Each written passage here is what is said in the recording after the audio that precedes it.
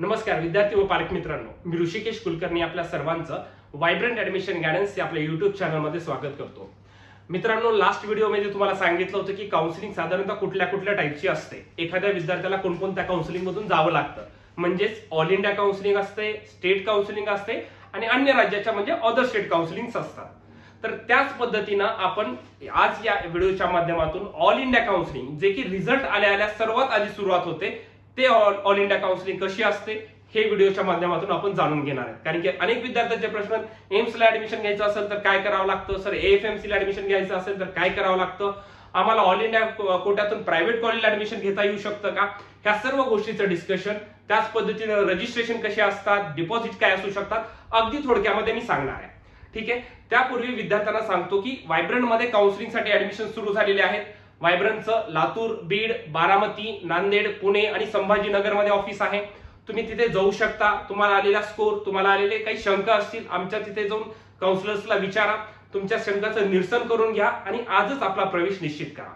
ह्या ज्या काही सर्व काउन्सिलिंग मी सांगत आहे तुम्हाला, गेल्या व्हिडिओमध्ये सांगितलं, ह्या सर्व काउन्सिलिंगची प्रोसेसची फी फक्त 4000 रुपये आपल्या वायब्रंट मध्ये आहे, जेणेकरून तुम्हाला कमी फी मध्ये चांगल्यातलं चांगल्या पद्धतीने मार्गदर्शन देण्याचा आम्ही प्रयत्न करतो, चांगलं कॉलेज घेऊन देण्याचा प्रयत्न करतो। त्यामुळे आजच प्रवेश घ्या आणि आपला प्रवेश निश्चित करा।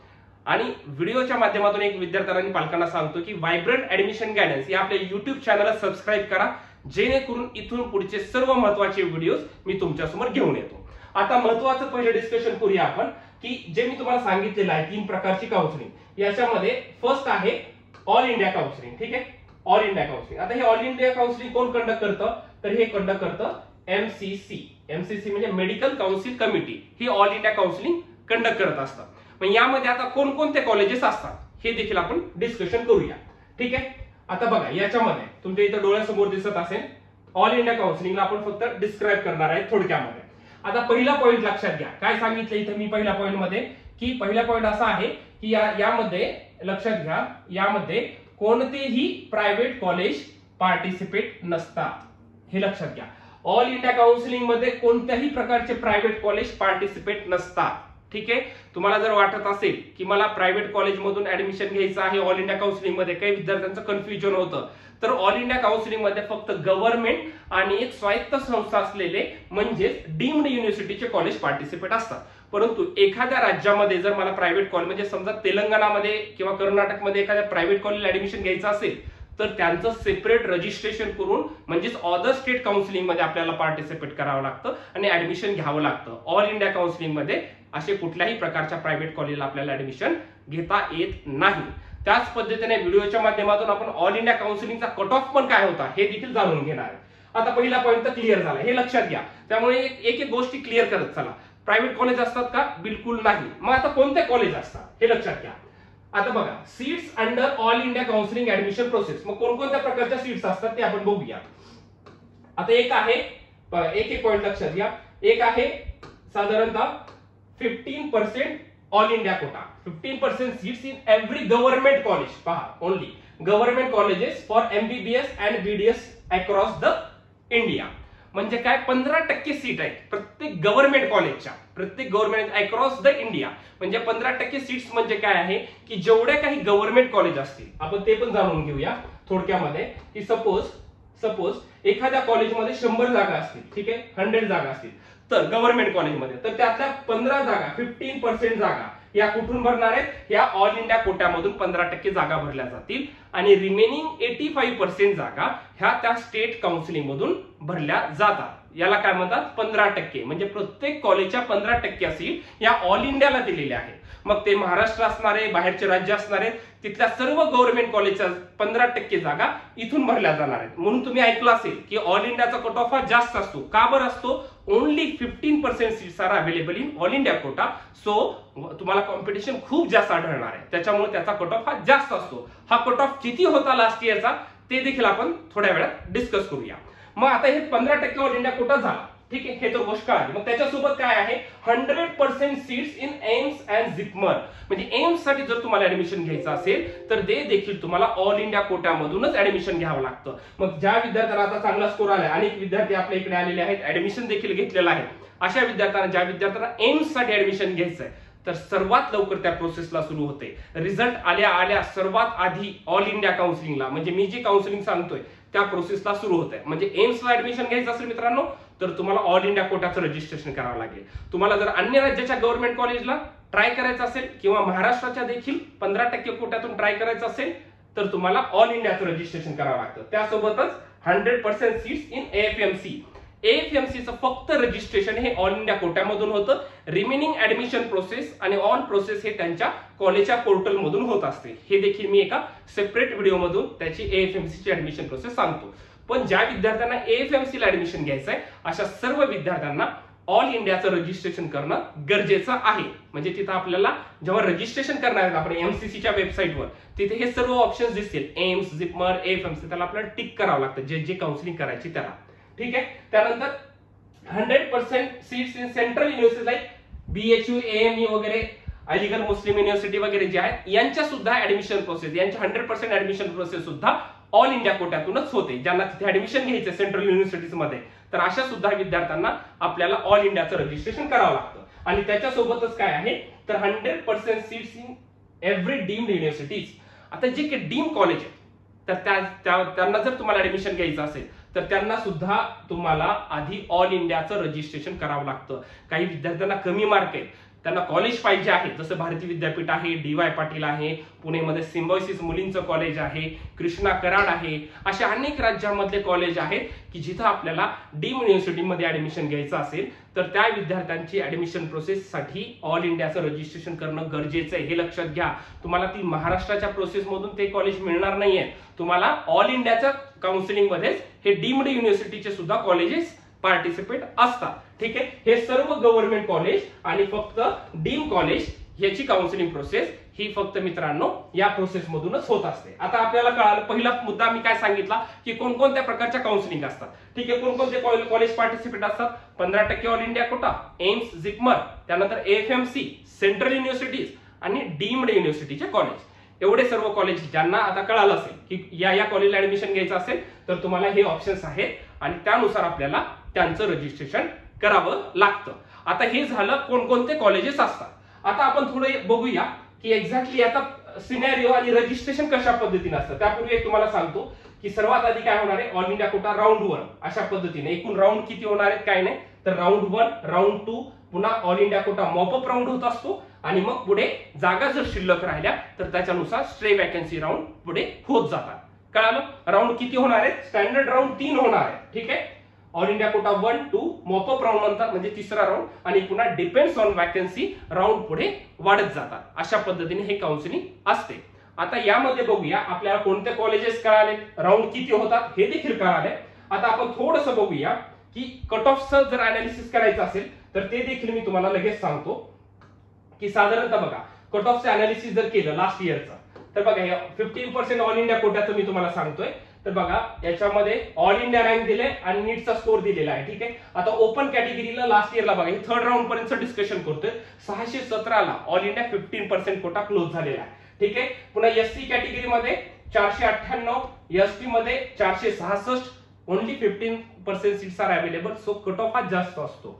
ठीक आहे. OBC कॅटेगरी 616 आणि EWS कॅटेगरीमध्ये 612 अशा पद्धतीने हे ऑल इंडिया कोट्याचं सर्व कट ऑफ हे क्लोज झाले मित्रांनो. ठीक आहे. अशा पद्धतीने आपल्या वायब्रंटच्या लातूर, संभाजीनगर, नांदेड, बीड, बारामती, पुणे अशा सर्व ठिकाणी ब्रांचेस आहेत. लवकरात लवकर ऍडमिशन घ्या आणि सर्व विद्यार्थ्यांना पुन्हा एकदा विनंती करतो की आपल्या युट्यूब चॅनलला सबस्क्राईब करा जेणेकरून सर्व महत्त्वाचे व्हिडिओज मी तुमच्या समोर घेऊन येणार आहे. आता आपण हे सर्व बघितलं. ठीक आहे. आता आपण याच्यासोबत थोडासा अभ्यास करूया की रजिस्ट्रेशन कशा पद्धतीने असतात ऑल इंडिया. म्हणजे बेसिक तुम्हाला मी सर्व सांगण्याचा प्रयत्न करतो. एक दृष्टिकोन असा असतो की सर्वसामान्य पालकांना आणि विद्यार्थ्यांना देखील ही प्रोसेस कशा सोप्या पद्धतीने सांगता येईल याचा मी प्रयत्न करतो. ठीक आहे. आता आपल्याला पहिल्यांदा काय करावं लागणार आहे मित्रांनो तर पहिल्यांदा असणार आहे आपल्याला MCC या पोर्टलवरती काय करावं लागणार आहे. पहिली स्टेप आहे दॅट इज रजिस्ट्रेशन. आता तुम्हाला हे तर कळालेलं आहे की कोणते कॉलेजेस आहेत. एम्सला अप्लाय करायचं असेल रजिस्ट्रेशन करा, AFMC ट्राय करायचे रजिस्ट्रेशन करा, 15% ऑल इंडिया कोट्यातून MBBS ला अन्य राज्यामध्ये गव्हर्नमेंटला ट्राय करायचे रजिस्ट्रेशन करा, AFMC ट्राय करायचे रजिस्ट्रेशन करा, मला कमी मार्क्स आहेत मला डीम कॉलेजला ट्राय करायचं आहे रजिस्ट्रेशन करा. म्हणजे एवढ्या सर्व प्रोसेससाठी तुम्हाला रजिस्ट्रेशन करावंच लागणार आहे दॅट इज MCCचं. मग आता रजिस्ट्रेशन करावं लागेल. तर त्यासाठी काय पहिली गोष्ट आहे दॅट इज म्हणजे सेकंड स्टेप. पहिलं झालं रजिस्ट्रेशन. मग हे रजिस्ट्रेशनचं मी तुम्हाला सांगतो. त्याच्यामध्ये काय असणार आहे फॉर्म फिलिंग. मला तुम्हाला एक बेसिक फॉर्म असतो तो ऑल इंडिया कोटाचा फॉर्म भरावा लागेल. हे रजिस्ट्रेशन हे फॉर्म फिलिंग जे टप्पे सांगतोय जी प्रोसेस सांगतोय हे वायब्रंट मध्ये आम्ही तुमची घर बसल्या ठिकाणी करतो. तुम्हाला कुठं जायची गरज नाही. तुम्हाला ऑफिसला व्हिजिट सुद्धा करायची गरज पडत नाही. एवढ्या सोप्या पद्धतीने आम्ही सर्व करतो. म्हणजे फॉर्म फिलिंग आलं त्याच्यामध्ये registration form filling. Form filling करताना पुढे काय असतं तर पुढचा स्टेप येते दॅट इज पेमेंट. आता तुम्हाला इथे अप्लाय करायचं म्हणजे यांचं रजिस्ट्रेशन फी असणारच आहे साहजिकच आहे. ठीक आहे. मग आता ही पेमेंट आहे. आता पेमेंट पण बघा कसं असतं ते देखील थोडक्यामध्ये सांगतो. जे विद्यार्थी जनरल आणि ईडब्ल्यूएस कॅटेगरीमध्ये आहेत अशा विद्यार्थ्यांना जर ऑल इंडियाला अप्लाय करायचं असेल म्हणजे AIIMS, JIPMER, central universities, AFMC अशा सर्व कोर्सेसला अप्लाय करायचं असेल, डीमचं मी नंतर सांगतो, हे बाकी सर्वांना अप्लाय करायचं असेल तर अशा विद्यार्थ्यांना 11,000 रुपयाचं पेमेंट करावं लागतं. 11,000 टोटल पेमेंट. या 11,000 मध्ये 10,000 10K हे काय आहे तर हे असतं डिपॉझिट. हे आहे डिपॉझिट. हे तुम्हाला नंतर वापस मिळणार आहे. हे वापस मिळण्याचे रूल्स पण असतात. हे इन डिटेल मी पुढे सांगणारच आहे तुम्हाला. ज्या ऍडमिशन घेतल्यानंतर आपल्या त्या ग्रुपमध्ये आम्ही सांगतच असतो त्याचे रूल्स काय आहे. पण हे लक्षात घ्या 10,000 हे काय आहे डिपॉझिट आहे आणि 1,000 हे काय आहे तर 1,000 हे एमसीसी ची प्रोसेसिंग फी असते. हे नॉन रिफंडेबल आहे. 1,000 तुमचे वापस भेटणार नाही परंतु 10,000 तुमचे वापस भेटणार आहे. नंबर लागला नाही तरी वापस भेटणार आहे. नंबर लागला तरी वापस भेटतं परंतु नंबर लागल्यानंतर त्याचे काही नियम आहेत मग तेव्हाच ते वापस भेटत असतं. हे देखील लक्षात घ्या. झालं. हे कशासाठी जनरल आणि ईडब्ल्यूएस ला. जर तुम्हाला ह्या कॅटेगरीमध्ये विद्यार्थी आहेत तुम्हाला ऑल इंडियाचं रजिस्ट्रेशन करायचंय तर तुम्हाला हे पेमेंट करावंच लागेल तरच तुमचा फॉर्म सबमिट होईल. ठीक आहे. आता हे झालं जनरल आणि ईडब्ल्यूएस मध्ये. आता जे विद्यार्थी ओबीसी, एससी आणि एसटी या कॅटेगरीमध्ये किंवा पीडब्ल्यूडी मध्ये हे सर्व विद्यार्थी येणार आहेत तर अशा विद्यार्थ्याला बघा सेंटर आता जे NT1 NT2 असणार आहेत हे विजे मध्ये असणार हे सर्व विद्यार्थ्यांची सेंट्रलला ओबीसी कॅटेगरी असते आणि एससी आणि एसटी. मग अशा विद्यार्थ्यांना बघा अशा विद्यार्थ्यांना पेमेंट करावं लागणार आहे 5,500 रुपयाचं. ठीक आहे. ह्या कॅटेगरी मधल्या विद्यार्थ्यांना 5,500 रुपयाचं पेमेंट करावं लागतं. यातलं 5,000 5K हे आहे डिपॉझिट. हे तुम्हाला वापस मिळणार आहे हे लक्षात घ्या. आणि 500 रुपये काय असणार आहे 500 रुपये ही त्यांची प्रोसेसिंग फी आहे. लक्षात घ्या. ठीक आहे. अशा पद्धतीने आहे. सर्वांना क्लिअर होत असेल. ठीक आहे. 500 रुपये ही त्यांची प्रोसेसिंग फीस आहे. अशा पद्धतीने तुम्हाला रजिस्ट्रेशन करावं लागतं. ठीक आहे. पहिल्यांदा पहिली स्टेप काय रजिस्ट्रेशन त्याच्यामध्ये फॉर्म भरायचा त्याच्यानंतर पेमेंट करायचं. ईडब्ल्यूएस आणि जनरल कॅटेगरी मधल्या विद्यार्थ्यांना 11,000 रुपयाचा रजिस्ट्रेशन फी आहे. त्यातलं 10,000 रुपये डिपॉझिट 1,000 रुपये त्यांची फी आहे. हे डिपॉझिट तुम्हाला वापस मिळणार आहे. जे विद्यार्थी ओबीसी एससी एसटी मध्ये येतात अशा विद्यार्थ्यांना 5,500 रुपयाचं पेमेंट करायचंय. त्यातलं 5,000 काय आहे डिपॉझिट आहे आणि 500 रुपये ही त्यांची प्रोसेसिंग फीस आहे. हे झालं रजिस्ट्रेशन. आता याच्या सोबतच ठीक आहे याच्यासोबतच ज्या विद्यार्थ्यांना डीम कॉलेजला अप्लाय करायचं ठीक आहे ज्या विद्यार्थ्याला डीम कॉलेजला अप्लाय करायचं डीम्ड युनिव्हर्सिटीला अप्लाय करायचं भारतीय विद्यापीठ DY पाटील असे कॉलेजचे नाव ऐकले तर त्या विद्यार्थ्यांना मग कुठल्याही कॅटेगरीचा विद्यार्थी असू द्या अशा विद्यार्थ्यांना 2,05,000 रुपयाचं तुम्हाला पेमेंट करावं लागतं. 2,05,000 ठीक आहे 2.5 2,05,000 तुम्हाला पेमेंट करावं लागतं. मग यामध्ये 2 लाख हे काय आहे तर हे आहे डिपॉझिट आणि 5,000 काय आहे प्रोसेसिंग फी. हे लक्षात घ्या. ठीक आहे. डीमचं इकडे सेपरेट आहे. ज्या विद्यार्थ्यांना डीमलाच फक्त अप्लाय करायचं त्यांना हेवी पेमेंट करावं लागते कारण की कॉलेजेसच्या पेमेंट हे जास्त आहेत. म्हणजे याचा पाठीमागचा MCCचा दृष्टिकोन आहे काय तर ज्यांना सिरियस आहे ज्यांना ही काउन्सिलिंग करायची त्यांनीच करावी याच्यासाठी त्यांनी असं ह्यूज पेमेंट ठेवलेलं आहे. 2,05,000 हे 2 लाख डिपॉझिट आहे. हे तुम्हाला वापस मिळतं. नंबर लागला तरी भेटेल नाही लागला तरी भेटेल पण लागल्यानंतर काही महत्वाचे नियम आहे तो जर रूल फॉलो केला तरच ते रिफंड होतं अन्यथा रिफंड भेटत नाही. हे देखील तेवढंच महत्वाचं आहे. आपल्याला काय काय कळालंय रजिस्ट्रेशन फॉर्म फिलिंग पेमेंट झाला. आता ह्या सर्व स्टेप एवढ्या आहेत. मग पेमेंट कुठल्या काउन्सिलिंगसाठी किती आहे हे देखील सांगितलंय. ठीक आहे. इन डिटेल मध्ये आपण नंतर पुढचे जसे रिझल्ट येणार आहे त्याच्यानंतर मी व्हिडिओ इन डिटेल मध्ये अजून बनवणारच आहे. आता महत्वाचं काय बघा आता हे पेमेंट झालं. पेमेंट झाल्यानंतर पुढे काय आहे that is choice filling. Choice filling म्हणजे आपल्याला काय करायचं आता कॉलेजेसची नावं द्यायची.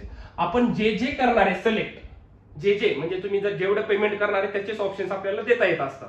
त्याच्यानुसार आपल्याला चॉईस फिलिंग, मग याच्यामध्ये एम्स असणार आहे, झिपमन असणार आहे, ठीक आहे. चॉईस फिलिंग AFMC ची इथून नसते, त्यांच्या पोर्टलला असणार आहे. त्याच्यानंतर काय 15% ऑल इंडिया कोटा, सर्व राज्यातल्या गव्हर्नमेंट कॉलेजच्या सीटचे आपल्याला ऑप्शन्स देता येणार आहेत. जे 2 लाखचं पेमेंट करतील त्यांना डीम कॉलेजचे सुद्धा ऑप्शन्स इथे देता येतात, ठीक आहे. मग आपण याच्यानुसार याची चॉईस फिलिंग करणार. मग चॉईस फिलिंग केल्यानंतर पुढचा टप्पा असतो, हे 5वा टप्पा झाला. पुढचा टप्पा आहे दॅट इज रिझल्ट. मग याचा राऊंड 1 चा पहिल्यांदा रिझल्ट लागेल, ठीक आहे. मग राऊंड 1 चा रिझल्ट लागल्यानंतर आपल्याला तिथे जाऊन ऍडमिशन घ्यायचं असतं. म्हणजे तिथं पहिल्यांदा 2 ऑप्शन आहे राऊंड 1 चा रिझल्ट आल्यास. एक आहे फ्री एक्झिट. म्हणजे फ्री एक्झिट म्हणजे काय, सपोज नंबर लागलाय आणि तुम्हाला नको असेल तर फ्री एक्झिट करू शकता. म्हणजे काही कॉलेजला जायची गरज नाही, फी भरायची नाही, काहीच नाही. डायरेक्ट तुम्ही राऊंड 2 मध्ये एंटर करू शकता. किंवा ऍडमिशन घ्यायचं आणि बेटरमेंटसाठी अप्लाय करायचं, जेणेकरून राऊंड 2 ला सुद्धा जाता येतात. आता यांचा एक राऊंड झाला राऊंड 1 की आपल्या स्टेट मधला राऊंड 1 होतो, महाराष्ट्र स्टेटचा एक राऊंड होतो. पुन्हा यांचा राऊंड 2 होणार, मग स्टेटचा राऊंड 2 होणार. अशा पद्धतीने ही काउन्सिलिंग चालते. मग आपल्याला अशा किती राऊंड पर्यंत जाता येणार आहे, तर राऊंड 1, राऊंड 2 आणि राऊंड 3 पर्यंत बेटरमेंट आहे. गेल्या वर्षी एक नियम काढला होता की राऊंड 2 पर्यंतच बेटरमेंट होती. आता तसं नाही आहे, राऊंड 1 टू राऊंड 2 बेटरमेंट आहे. राऊंड 2 पासून राऊंड 3 मध्ये एखादं कॉलेज मिळालं तर तुम्हाला 3rd राऊंड पर्यंत पण जाता येतं. आणि प्रत्येक राऊंडला चॉईस फिलिंग आहे. लक्षात घ्या 2 महत्वाच्या गोष्टी. एक, चॉईस फिलिंग ही प्रत्येक राऊंडला आहे. First round, second round, 3rd round अशा प्रत्येक राऊंडला तुम्हाला चॉईस फिलिंग करता येणार आहे. आणि बेटरमेंट म्हणजे एखादं कॉलेजला राऊंड 1 ला कॉलेज मिळाले तर तुम्ही राऊंड 1 चं कॉलेज बेटरमेंट करून राऊंड 2 ला जाऊ शकता. राऊंड 2 चं कॉलेज घेऊन तुम्ही राऊंड 3 ला पण जाऊ शकता. कळालं? अशा पद्धतीनं हे सर्व प्रोसेस तुमची ऑल इंडियाची चालणार आहे. एकूण राऊंड किती होणार आहे, 3 स्टँडर्ड राऊंड होणार आहे. डिपेंड्स ऑन वॅकन्सी पुढचे राऊंड होणार आहेत, वाढत जातात. ह्याच्यात एक लक्षात घ्या गोष्ट, नियम काही बदललेले आहेत. जर जागा शिल्लक राहिल्या गव्हर्नमेंट कॉलेजच्या तर त्या स्टेटला आधी सरेंडर व्हायच्या 2-3 वर्षापूर्वी. पण आता तसा नियम नाहीये. जरी जागा शिल्लक राहिल्या तर राऊंड पुढचे वाढत जाणार. Online stay vacancy round 2nd, online stay vacancy round 3rd असे राऊंड पुढे वाढत जाणार आणि त्या जागा फिलअप केल्या जातील. पण त्या राहिलेल्या जागा स्टेटला सरेंडर होत नसतात. अशा पद्धतीने ही काउन्सिलिंग आहे. ऑल इंडिया काउन्सिलिंगचे तुमचे ऑलमोस्ट सर्व डाऊट क्लिअर झाले. म्हणजे बेसिक आयडिया काय हे कळणं गरजेचं होतं, हे तुम्हाला कळालंच असेल. ज्या विद्यार्थ्यांचं नंतर ऍडमिशन होतं इन डेप्थ आम्ही त्यांना सगळं समजून सांगतच असतो. पण ओव्हरऑल तुमची आयडिया मला वाटतं की क्लिअर झाली असेल. काही डाऊट्स असतील मला नक्कीच कमेंट सेक्शन मध्ये सांगा. आणि विद्यार्थ्यांनो तुम्हाला सांगतो की या आपल्या व्हिडिओच्या माध्यमातून तुम्ही आपल्या युट्यूब चॅनलला सबस्क्राईब करा, जेणेकरून सर्व महत्त्वाचे व्हिडिओज मी तुमच्या समोर घेऊन येणार आहे. आणि आजच आपला प्रवेश निश्चित करा, कारण की सर्व पुढची काउन्सिलिंग प्रोसेस घर बसल्या ठिकाणी अगदी निश्चिंत राहून तुम्ही विश्वासपूर्वक आमच्याकडे काउन्सिलिंगला ऍडमिशन घेऊ शकतात. आणि तुम्हाला चांगल्यातलं चांगलं कॉलेज कशा पद्धतीने भेटेल यासाठी मी आणि पूर्ण आमची व्हायब्रंट टीम शेवटपर्यंत तत्पर आहे मित्रांनो. त्यामुळे आजच आपल्या लातूर, बीड, बारामती, नांदेड, पुणे आपल्या कुठल्याही शाखेला व्हिजिट करा आणि लवकरात लवकर तुमचं ऍडमिशन निश्चित करा मित्रांनो. Thank you so much.